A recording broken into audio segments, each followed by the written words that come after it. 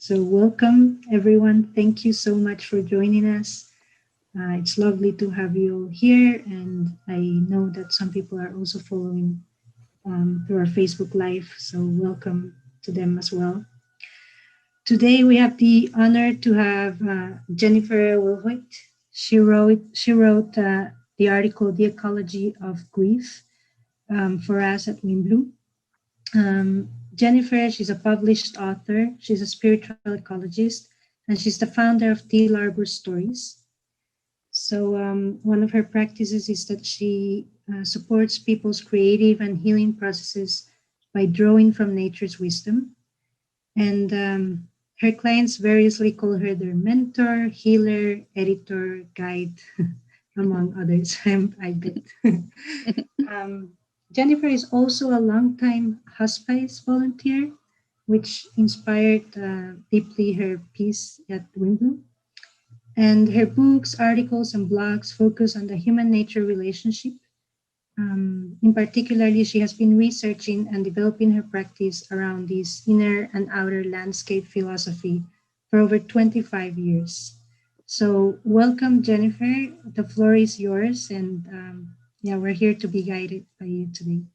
Oh, thank you so much, Alessandra and Carolina and Pablo, who are also here, who are part of the Wimblu team. I was telling Alessandra before we started today, before you all joined us, that this is a really unusual and fantastic experience as an author to have so much active engagement with Wimblu, with a publisher, and to have events like this, which are not as common as we would like or think. So it's just such an honor and a thrill to be here with you. So yes, I wrote an article that was a wonderful introduction from Alessandra. So now I don't really have to say anything about myself, which is great. It was so timely to be able to write the article for Wimblu because we've been in this COVID time. We are still in this COVID time, and so I think for people that maybe aren't thinking about death on a regular or frequent basis, like somebody like me would be as a hospice volunteer, this has really brought up a lot of things for people. And so while we are going to be talking about grief or referencing grief and dying and loss and death today, this is I would like for our time together today, this gathering, to be one of creation and renewal and nourishment, because I do feel so strongly and have experienced both for myself and with the clients I work with, that beauty does heal us. And so in the very beginning of COVID, when everything stopped, we weren't allowed to go places or anything, I've always been kind of a dabbler in creative things, various media, and I do take loads and loads of nature photographs these days, not because I'm a professional photographer, but just for fun. And I use those a lot in my work. But I noticed that I was doing other things. I was doing a lot more of using nature objects in creation, and you guys will have an opportunity to be guided through two different ways to do that today. So we'll do that in a few minutes. But I just really want to make this link between healing and suffering, and that the link between those, in my experience and in my work with folks, is one way, one antidote. Not that it solves something or fixes it, but one way to help us through difficult times is to find beauty, to make beauty. So this is what we're going to do today. I just want to read you a little bit. The funny thing about being a writer, and other writers, I don't know how many of you are active writers, but the funny thing about writing is how we learn something when we write. And so I would have thought that after over 20 years of being a hospice volunteer and using a lot of grief and loss themes in my work with people, that I would have come to this idea before now, but I didn't. I came to this when I was writing this article. And so I'm going to read you the connection between end of life and thriving in life. So this is just at the end of the last An excerpt from the last bit in my Wimblu article. How similar the end-of-life tasks are to the very ones that I have seen heal us when we are bereaved, and the very ones that can help us thrive as we live life. In other words, what hospice and grief experts consider tantamount to a good death in our relations with our kin are equivalent to what spiritual gurus and social scientists consider keynotes to individual well-being and cultural wellness. The dying, for example, ask their loved ones for forgiveness, and they grant it in return. They thank their family and friends for the gifts of kinship and presence. They express their love. In order to live as fully and connectedly as we can, to develop well or vigorously with our human and non-human neighbors throughout our lives, we can rely on these same three practices. These practices for thriving, that is, being and offering love to others, giving thanks for the small and large things in life, and creating acts of beauty in even the most mundane times and places can save us during the hard times. They can also be our deliberate choice to blossom and to help others flourish. So that's what we're going to do today. I am going to invite you, before I go any further, I really want to make a land acknowledgement. I'm sorry I didn't do that at the very beginning. We are using, those of us who are participating today are using objects that we found from the land. And I sit on this incredible land that is the traditional land of the Suquamish people. They're just in this very small region and of my area. And we have some really rich artwork and culture from the Suquamish people. So I think it's really important to make that land acknowledgement. So what I would like to do is I would just like to help us create a space for the sacred, for intention. So I'm going to use this funny bark candle that I have. That's actual real bark from a birch tree. And I'm going to try not to burn up this little display I made in the same moment. And I just want to create a little space for us. You probably won't be able to see the candle, but we know now that the candle is holding us as we do this work. So what I would like to do is to offer you first a moment to do a little bit of writing. And this is just a little bit, 1 or 2 minutes, just to kind of get you in the space, get you ready for the process of creating. And so I will give you a moment to grab a pen or a pencil or a crayon or a marking pen. Preferably doing this with something in your hand on paper, but if you need to do it on the computer, that's okay too.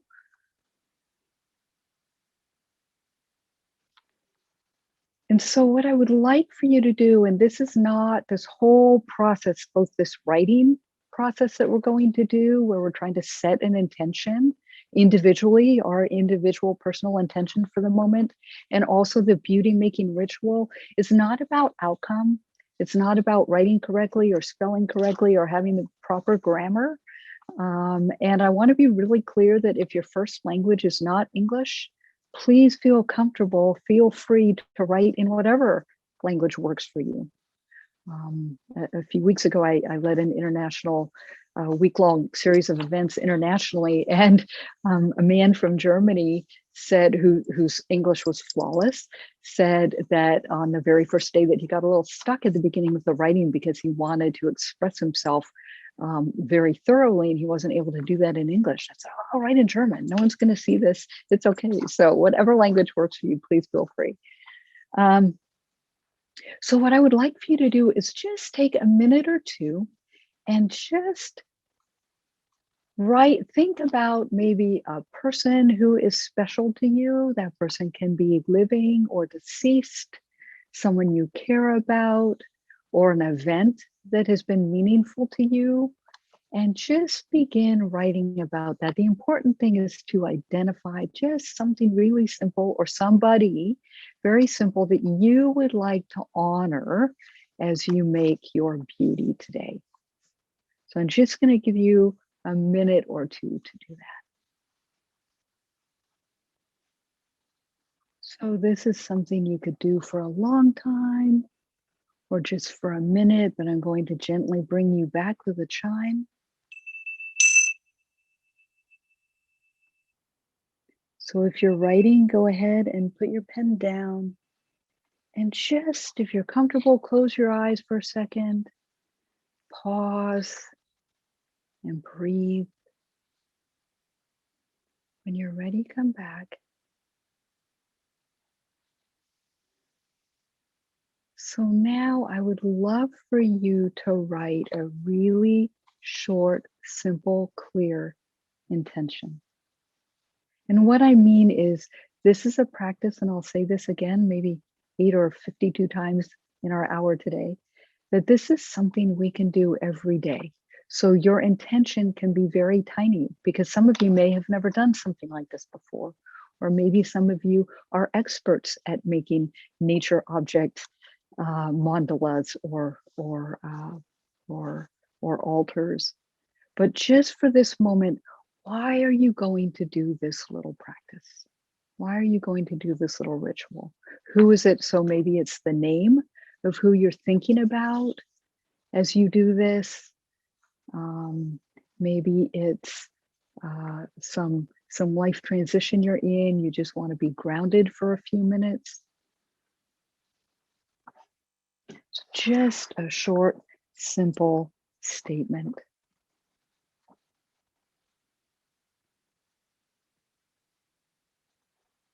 I have often gone out on the anniversary of a birthday or an anniversary of a death day of a loved one, and known I wanted to make some beauty, and the sole intention was, I'm carrying this person's memory with me as I do this.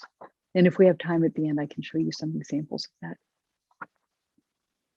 that. So now, if you have an intention and you're really clear about what you're going to be doing for the next few minutes, why you're doing it, who you might be doing it for, I would like for you now to push aside the paper and pen and create a little clearing in front of you. And if you have big objects, feel free to get on the floor.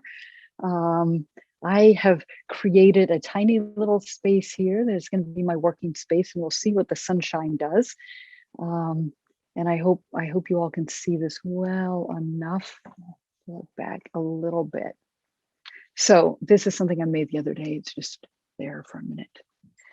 So the first practice I would like to show you is using, it's the same ritual, but the first one we're going to do is using items that are totally different from each other, because it occurs to me when we said, please bring about 20 items, that maybe you bring one pine cone and a leaf and 2 different kinds of flowers, etc.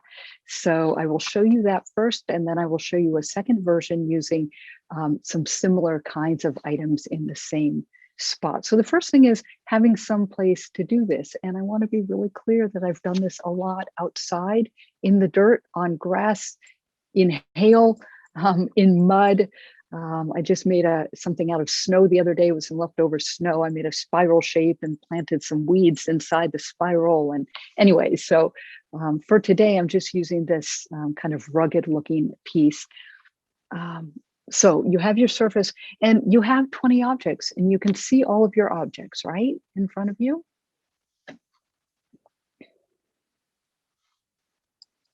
So what I'm going to do is I'm going to take one object that's notable.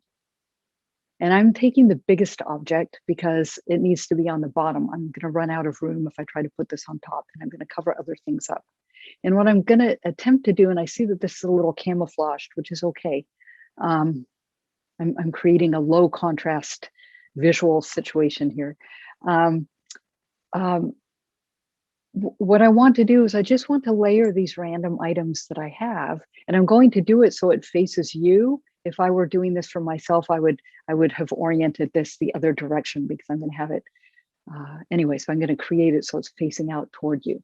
So the next thing is I've got a really big object. So if you've placed now your first object, I like to kind of start by putting something in the center, especially if it's a big piece that's kind of in the background. And there's no rule to this. This is just a way to do this. So please know that I'm just trying to guide you through and help you not feel nervous about this if you've never done it before. But this is just a big moon snail shell.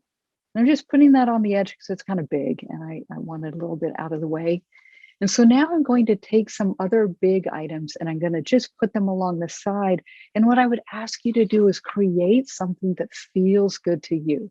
So now I'm just going to take, and I'm not afraid to stack items. So I'm just going to take my items and I'm going to put the biggest ones around the edge. So I have some paper bark, 2 different kinds of paper birch that I'm stacking in. And I have this lovely smooth rock that's very, very flat. And so it's going to make, and I make adjustments as I go along, right? I'm going to make a little cairn, a stack of rocks. And I'm going to put a dry flower in between the 2 rocks. And so just follow along, making your own project. And just trying to place things in some way that feels a little bit pleasing to me. I have this leaf I'm putting in, usually, so when I do this, I do it by myself and I do it very quietly and meditatively. So it's a little bit strange to be talking to you at the same time. The other thing I wanted to say as we do this, as you do your project, is that when people are at end of life, as a hospice volunteer, as a family member, bringing in items from the natural world are very, very soothing for a lot of people. I've gone into senior living facilities and done this kind of work where I bring a lot of nature objects and I ask people to choose one and to hold the item, and people choose the thing that they can relate to, or that they don't understand, that they never seen before, but it can evoke stories, and for people at end of life, it can be a really beautiful way of reviewing something from their life. So don't be afraid to bring in items for people if they are at bedside. So I'm just now putting on some pine boughs and some juniper branch, little eucalyptus. I'm just stacking them up. I have an old dry withered leaf, and some of these items that you'll see, especially in the next arrangement I'm going to show you, are items that have become dry over time, that maybe were from flower arrangements in the house. I ask that people gather sensitively, so not ripping huge branches off of something in nature, but to gather small bits. This is a piece of, it's kind of interesting, a piece of lung lichen. So it's a kind of a lichen called lung lichen, and it's got these nice polka dots. So I'll put it on the edge, and a seed from a maple. And you can use things that are of nature that we don't think about as a nature object, like half an avocado pit that's now become very dry. I sliced my avocado one night, the pit in half.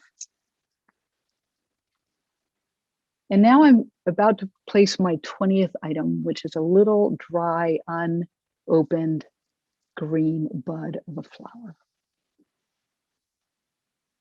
So I'm going to let you all take a minute to place your items.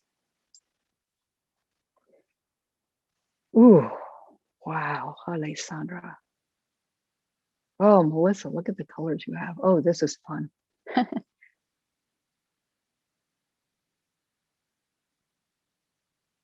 And you know, if you were going to do this project with these same 20 items, if you were going to do the same ritual tomorrow, even for the same person or the same reason that you're doing it today, your items might take on a different arrangement, right? This is just about being in the moment, about handling things from the natural world, exploring shape, color, texture, We can group items according to size.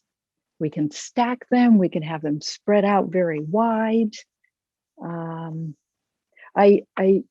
do two kinds of nature object, well, more than that, but the two I'll mention right now are mandalas, which tend to be more symmetric, and altars, which tend not to be so symmetric in my doing of them. This, what I have here, I would consider more of an altar because it's a lot of different items. And by altar, right, you're only describing the spiritual significance that works for you. This isn't about fitting ourselves into something that doesn't feel comfortable. Okay, so now I see we have some time. So now I would like to, oh, the other thing is you can choose the different backgrounds that you use, right? Like sometimes we're just using a wooden table and that's fine. But other times we can use a different kind of background. So what I'm going to do now is switch out my backgrounds. I'm going to take this one away. Actually, you don't need to see me do this because it might spill on the floor. And I'm going to move it over to a different place. And now I'm going to make an a mandala for you that's very simple on a different, ignore the wrinkles in my fabric. So this is just a white piece of fabric with some very, very faint spiral lines in it that you can hardly see. We don't care that it has wrinkles. And I'm calling this the 84431 mandala. And that's just simply the number of objects, right, that I have. So I'm starting at the center, and I have started at the outside and I've started at the center. I think you should do whatever works for you in a moment. This is a beautiful, by the way, a beautiful little dry rose. It was kind of a deep purple, deep lavender color, and I'm just going to put it in the center. The other thing I'd like to mention as I put these next items down, these rocks, is that whether an item is wet or dry, that is, if it's fresh off the ground, fresh off a plant, or it's been rained on, it's going to have a different shape and a different consistency than if you let it dry. So the other thing is, so I'm going to put 4 rocks down. And as I put my 4 rocks down, I'm being very mindful of the 4 directions, north, south, east, and west. I'm also being mindful of 4 earth elements: earth, air, fire, and water. And I'm just creating a pattern that I like in this moment so that you can see a different way to do this. Some people like something more rough, like the first one I did. Some people like something tidy. Again, this is not a recipe. This is not a prescription. Oh, I forgot I need to make room for these other guys. So these green weeds from my garden, I gathered about 2 hours ago, and they were very crisp, and now they're really limp, which is fine. I'm going to try and curve them around. I have 3 of them. Need to make a little more room. I don't plan ahead very well. I do much better when I'm just kind of working spontaneously, which means I end up moving things around lots of times, sometimes. Here's this other limp little guy. And now I'm going to add my 8 items.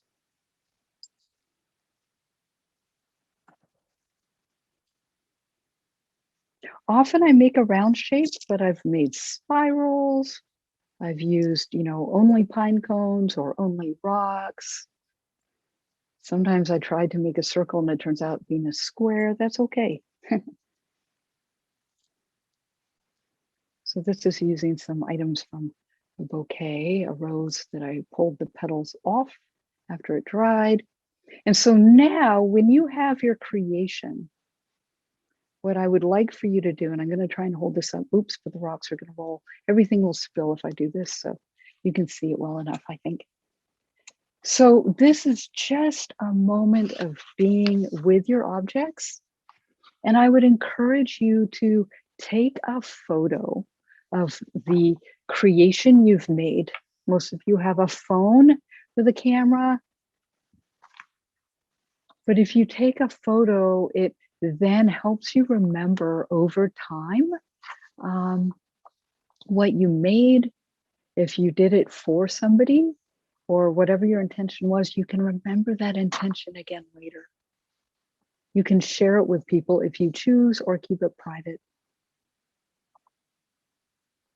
This is a very tangible way of making our relationships present and alive in the events of our life, something that might have happened a long time ago or somebody who's no longer with us on the planet, and just bringing them back for a minute, using the bounty of the natural world of which we are inherently a part.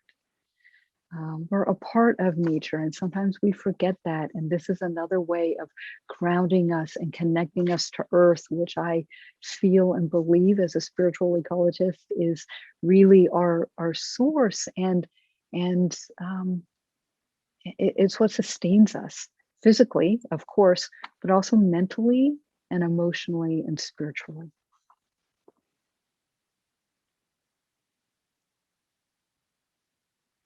And also remember that if you do this practice outside, like in a forest, on the ground of the forest, the rain might come, the wind might rise up.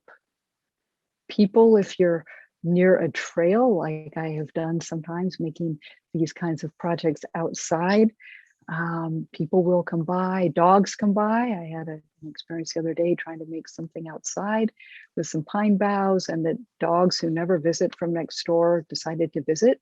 And they ran up the steps where the project was climbing up the steps, and they ran through it and they stepped on it, and it got all messed up. So I got to start over. So just remember, if you're doing something outside, it's about that moment, and you can leave the beauty there for others to enjoy, or you can let the natural world slowly take those various pieces and disperse them in some natural way through a weather event or something else. So please feel free to do these things outside if you can feel comfortable doing that. So I have a few slides. So nature altars, I really like to use them, though nature altar and nature mandala I use kind of interchangeably, the terms, but nature altars, I'm really thinking about a special moment, including the change of seasons as a special moment. So, or the end of the year, the New Year's Eve, or the first day of January. So this is I'll call it a sculpture. I'll call them all sculptures. I don't know what they are. This is something I made on an important day, honoring somebody who's passed away in my family, who was an artist, and that person painted on canvases. And so when I made this, I gathered all these bark pieces, and you see some moss and some lichen and some pine boughs. And I went into our forest and I gathered these items so that I could make this item. Sorry, I'm trying to find the slide thing. Make this item in this forest near my home for this person. And you can see, I mean, some people might say, oh, wow, it's a rectangle of bark. Other people might see something in it. Doesn't matter. If it's important to you in the moment, this is good. This is something I made to honor the month of July. And every day of the month, I put some new dried flower, and that's what happened to be, and a little bunch of flowers that I tied together in the center. This is for New Year. This was New Year. When it turned 2020, it was January 1st, 2020. We had a big hailstorm. So I went out and made this funny little altar with my bark candle outside in the hail and took this photo. And then we saw what happened with 2020. So this one I picked some flowers, gently picked. So not picking every flower, only picking what there are lots of, not taking every one. And I moved a few flowers over to where these purple guys, these tall purple things, were already just in the ground, standing up. So I took some other things and nestled them around and made this little altar. This was also to honor some deaths. I did this at an ocean. This was New Year's Eve just before 2021, so a few weeks ago. These are very, very simple. So simple you almost might imagine why bother, but in a moment, it feels really, really good. So I would just encourage you to play with different backgrounds, different fabrics, different flowers, and just create. This is what I started doing in 2020 during the shelter in place order.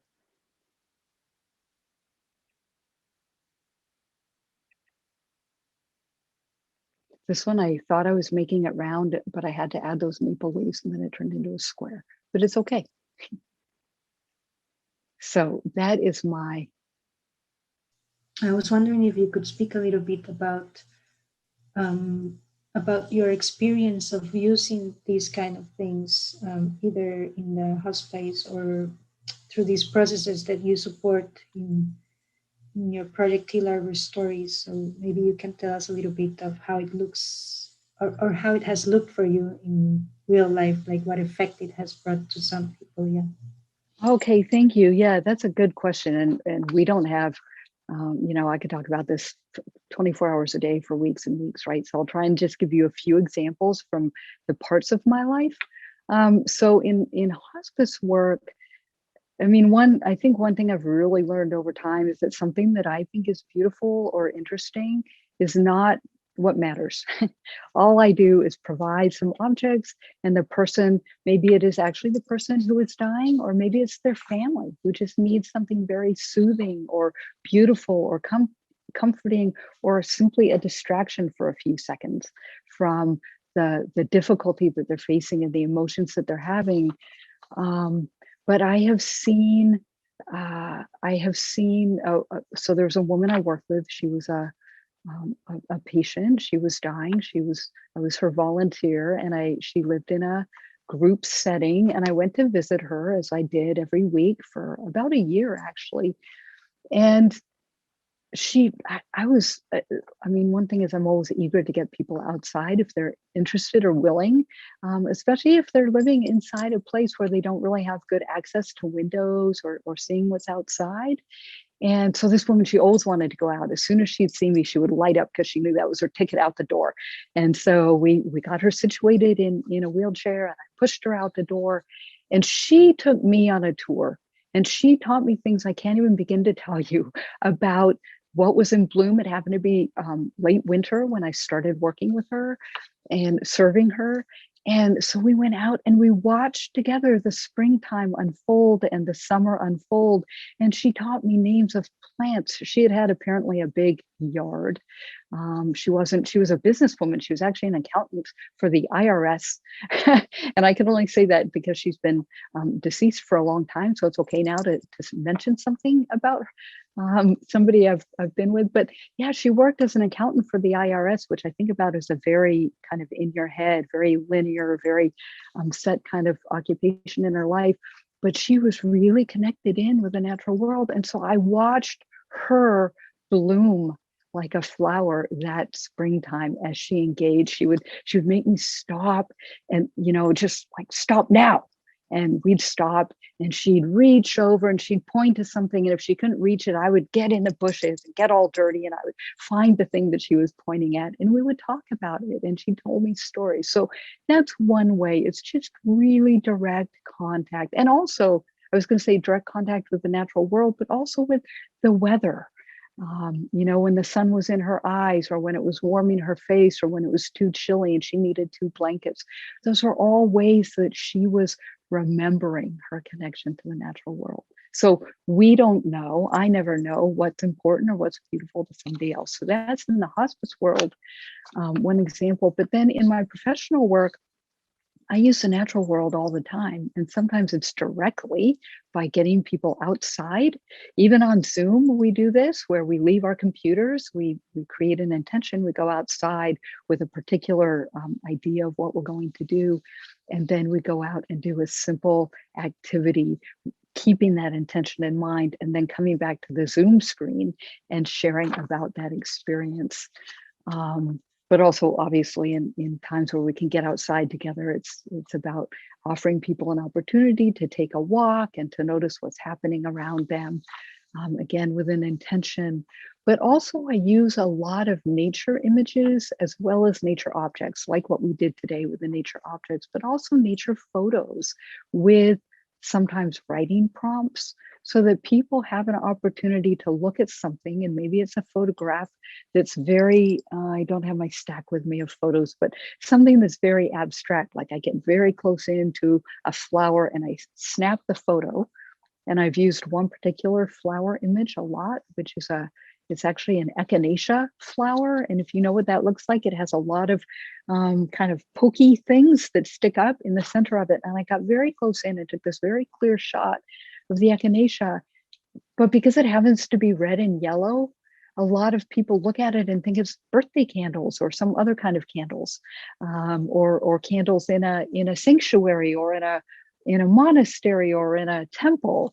And so people not knowing particularly what those nature objects are, and I can do it on Zoom, right? Holding the photo up to the camera for people while they're doing their writing practice, that can evoke something that we can't always get at with our thoughts or with just our everyday thinking mind. So all of these are ways of ritualizing, of pausing, of slowing down, so that we can connect with the bounty of the natural world, which is what Wimblu is all about, right? That connection of culture and spirituality in the natural world. I was going to say that one thing that I loved about your article, and it came to me again while I was gathering the items today, is that we tend to think that comfort, or that these sort of like actions of forgiveness, like we tend to relate them with like very sort of like sacred settings or like very special settings. And what I loved about this is the fact that it sort of reminds you that the whole world is out there for you to do this. You know, there's this sacredness everywhere. And today I was just gathering things that probably if the gardener came, then he would consider, you know, like trash. You know, these are the things that he picks up and throws away. And then when we turn it into something else, it becomes a space of comfort. And this, I think, it's beautiful. And recently, a friend of mine shared a quote from this book that I love, Braiding Sweetgrass, from Robin Wall Kimmerer. And it was this beautiful idea. I was trying to look at for it, but I couldn't find it. But it's this idea that there is like a very special value of realizing, yay, exactly, yeah. Realizing that your love for the world, it really changes things. But what she says is that when you realize that the world loves you back, then that really sort of like creates this reciprocity for which she insists so much. And I think that like this ritual, and when I was reading your article as well, it really gives you this reminder, you know, that the world loves you and it's out there for you as well. It's not just that you need to love the world, but recognize how the world loves you back. Absolutely. And that there is reciprocity. It's so funny you brought that up, because I just mentioned I'm reading this book now, and I'm in a book group for a few weeks while we read certain sections. And so that part about the natural world loving us back was part of what we read for last week. And it ended up in my blog post on Friday, because I anyway, a couple of different events connected, and And so I quoted Robin Wall Kimmerer in that. And I think the other thing that we need to remember is, though we talk about gathering items sensitively for our projects today, not taking too much, not taking the first thing or the last thing you see, not taking everything you see, asking permission, and listening, because sometimes things don't grant you permission. And in Robin's book, she talks a lot about that, examples of where she was not given permission. But that it's there for us. It is there to be enjoyed and to be loved and to be cared for and to be honored, right? And so, if there's a little leftover snow in your yard and you're willing to get your hands cold for a few minutes and turn it into something, it works, right? It just connects us for a moment to the bounty that is out there, especially when we have an intention. And the intention might be, oh, I'm thinking about my mom as I put together these pieces of bark, but all kinds of other things happen. Like I begin to slow down, and my thoughts, my worries, my task list for the day, I can put those aside. If I work hard enough, I can put those aside for a few minutes. There's something so tangible, right, about touching the natural world and the objects. So there are so many benefits. And so many ways that we can use these practices every single day. And it doesn't have to be a big sacred ceremony, or it can be. It can take 5 minutes, or it can take 3 hours. But it's something that we can do every single day, or once a week, or twice a year. The other thing is, I really want to just mention, because the 3 pieces in my article that we came away with were compassion, gratitude, and beauty making. And we focused on beauty making today, but I think saying thank you to the natural world in whatever ways we're comfortable doing that is really important, and is part of that, the sacredness, the sacred bond that Robin talks about is created when we recognize that the world loves us back, that nature loves us back and cares for us and is providing for us. That a simple gratitude practice, including, I sometimes use these objects. Maybe I'm given a bouquet of flowers for a special occasion, and I let them dry to a certain point, and then I take petals off or take the stems off and just have the heads of the flowers, and I create something. And that to me can also feel like a gratitude practice.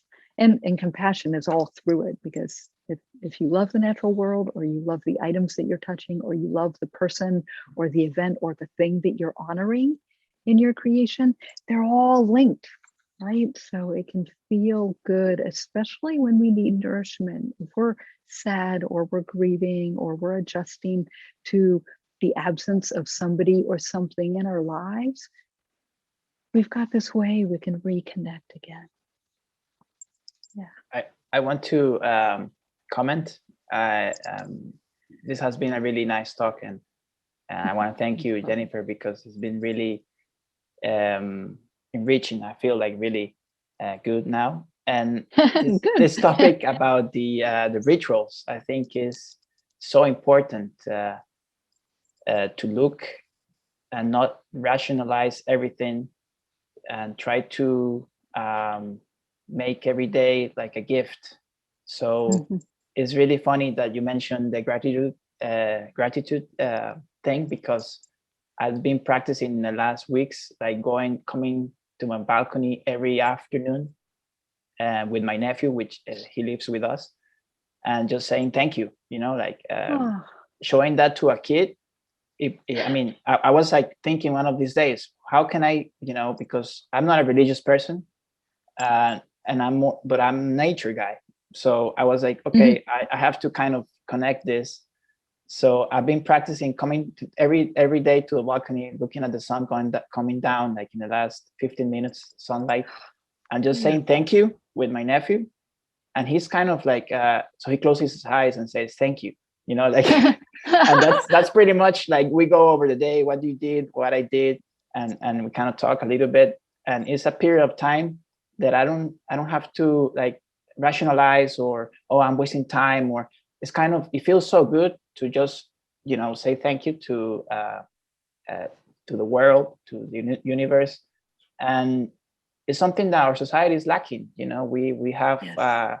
rituals that we need to create rituals that create sense, to our lives, not to, economics or whatever thing. We have to make rituals that will make us feel in gratitude, connected to the world, and that is kind of what we're missing. And I think if we can say one good thing about all this chaos that the COVID has caused us, is the fact that it made a pause in everybody's life that forced a kind of meditation, and that's what a ritual is for me. I think in a ritual, you're present and you're right in that moment. You don't have to think. You are just doing stuff. And if it's looking at the sun, if it's just creating something like you guys did just now, it's something that you are meditating at some point, at some level. So I think it's really, really important to integrate this to our lives, and also in a bigger scale in our society. Yes. If you want to go to mass, that's a ritual, but you don't have to be a religious person to have rituals. That's what we kind of tend to forget. But no, I want to thank you. It's been a really, really awesome hour, and thanks. Pablo, thank you so much. And you're absolutely right about the everydayness of doing these things. The sun is always rising and setting. Even, I live in a place that rains a lot, but I can tell that the sun has risen, even if I can't see it, right? And just that, what you call a meditation, I sometimes also call just deep presence, that it's the thinking stops, my breathing is going, oh my gosh, I remember I'm breathing, right? And maybe I'm focused just lightly on some beauty out in the natural world. And how beautiful that you're sharing that with the next generation, with your nephew. That's just beautiful, beautiful story. Thank you for that. And one other thing I want to say before I hand it back over to Alessandra is that the other thing you said, Pablo, is that piece about, I can do this thing for me, but there's also a world out there. And I end my Wimblu article actually with a statement about that we don't just do this for ourselves.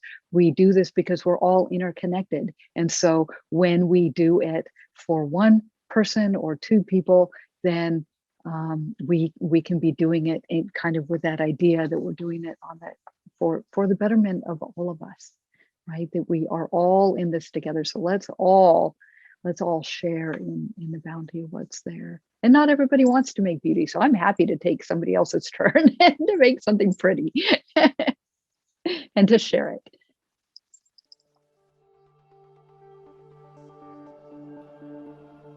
If you want to support our project, you can share this episode, visit our digital magazine wimblu.com, subscribe to our newsletter, or join our Patreon community where you can access exclusive content starting at $3 a month. Your support allows us to create and share content that reimagines a fair and healthy world for all life forms.